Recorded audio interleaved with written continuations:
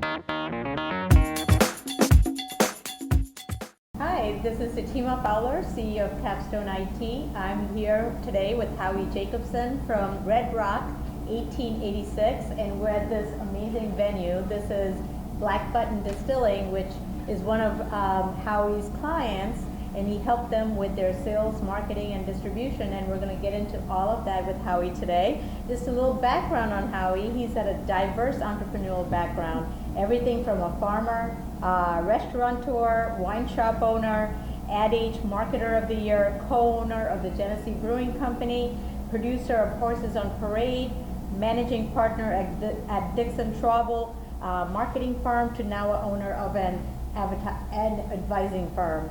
So we're excited to learn from Howie today on how to drive business success based on all his experiences that he's had. So Howie, thank you for joining us on Rochester Rockstars. Well, thank you for having me over. You're welcome. So Howie, I want to get started on small and medium and startup companies. So in your experience, what are the common traits that drives a successful business? Well, probably the first thing that I see is great talent. Really smart, energized individuals that are creating a company, have a company, but they take a leadership role.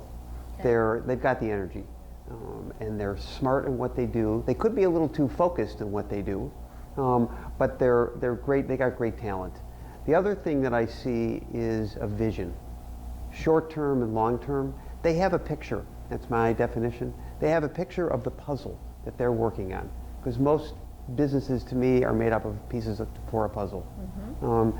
And because you have many departments, you have many customers, you have many needs, and they have a good short-term and long-term picture.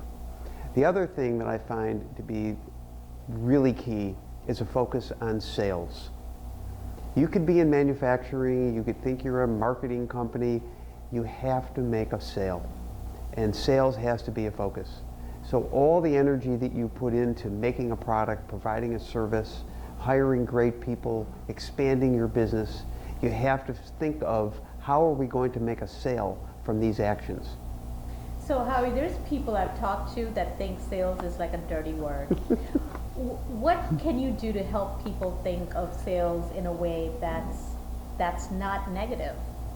Well, I've experienced this over my career. I've also experienced with some of my kids that did not want to go into sales.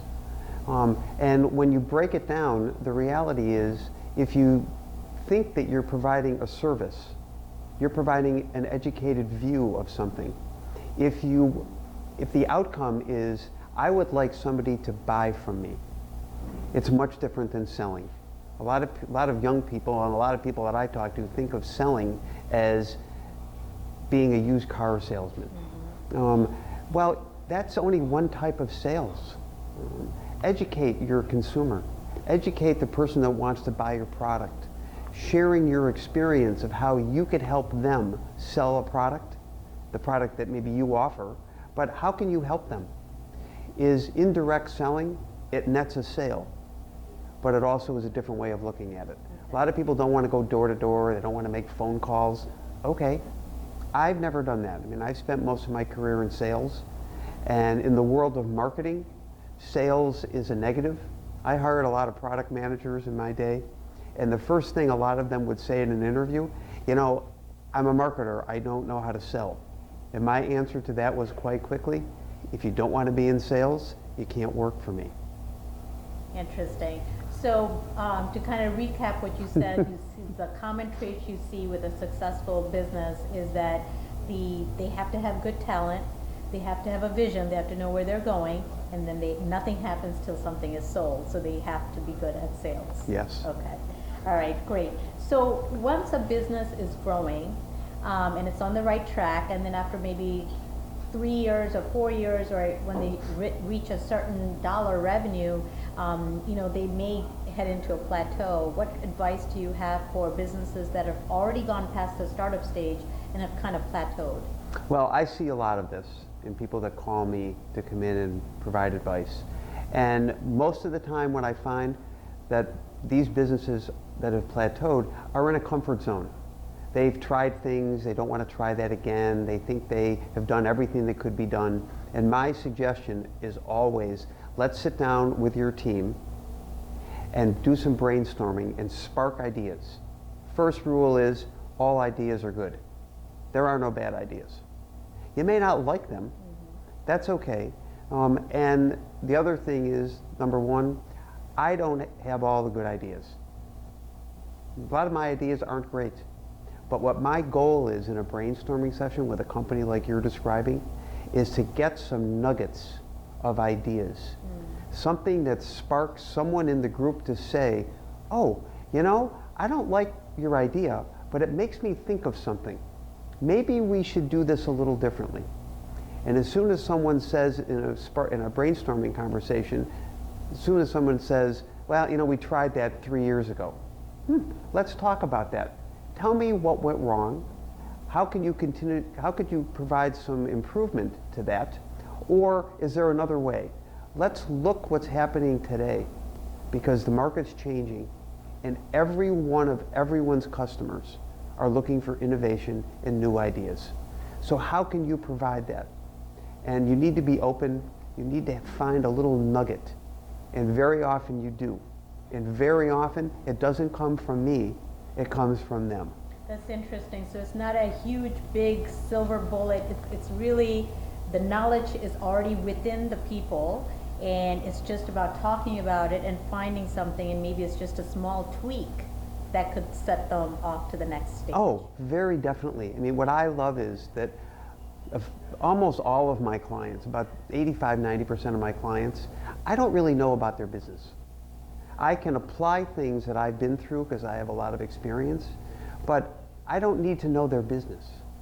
I need for them to explain to me what their problem is and explain to me their business, which very often is a very hard task because people have trouble communicating what they're doing or what their problem is. So I can be very naive, okay, and uneducated. Explain to me. Well, very often it takes a half hour for somebody to actually crystallize what it is they're doing and what their problem is, which is a very healthy exercise. But there is no silver bullet. I certainly don't come with any preconceived ideas that we're going to solve some big problem, because the best thing that can happen in a brainstorming session is an idea is sparked that comes from the team, because then they can own it. Then my assignment really is to help make that happen. Let's get some action. So how can we get tested? How can we test the idea, try the idea? Because I'm very much into walking fast, not running. Run, usually you stumble, or you get too far ahead of yourself. It's a very good thing to walk fast.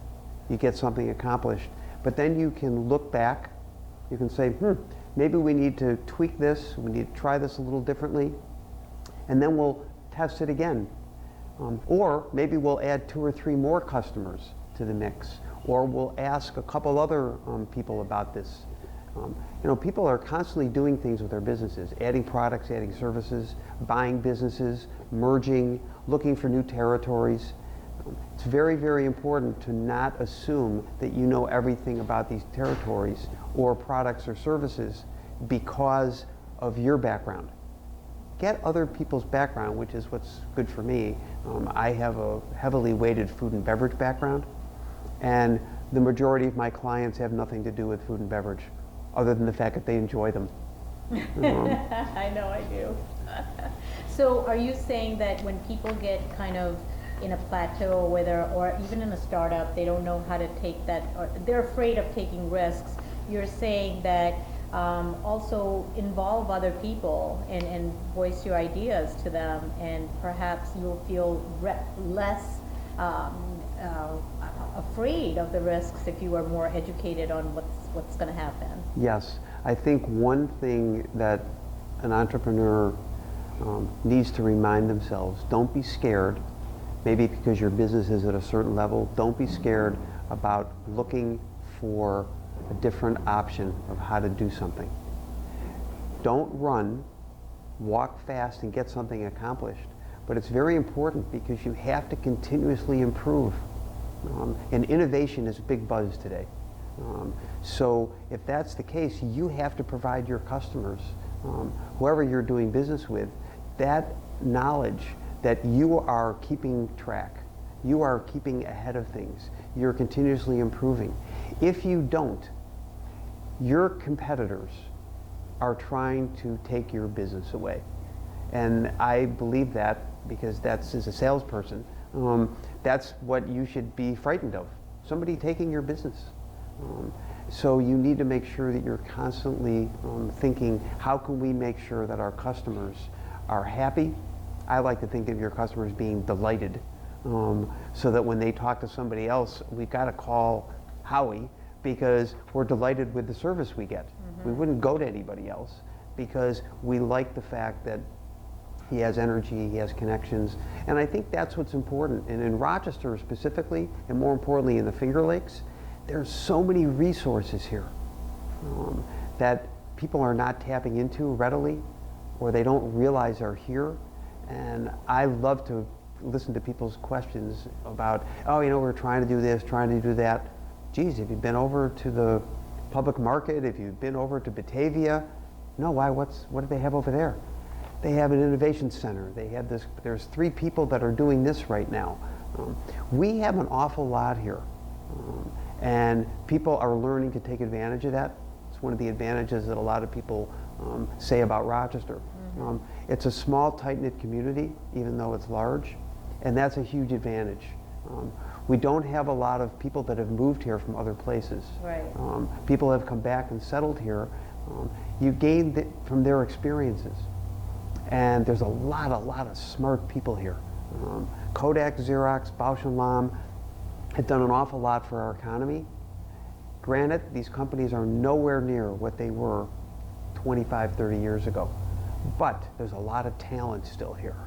There's a lot of entrepreneurial spirit and a lot of people that know an awful lot that they want to share. And I think that's what a lot of people should be taking advantage of. I know that's my advantage when I talk to people, because I'm resourceful. I'll find good resources for people. So is there, in the last couple of minutes, can you talk about, are there any books that you've read recently that other people can benefit from? Oh, if you're caught with the entrepreneurial spirit, at whatever level you're at, read David McCullough's The Wright Brothers. Oh my goodness, these 2 guys, their sister, their dad, their small group of people, developed the art of flying. And this is in the late 1800s, early 1900s. The book is fascinating to see what obstacles they overcame in their journey to fly. And it is a fascinating read. Now, I read this book through audio.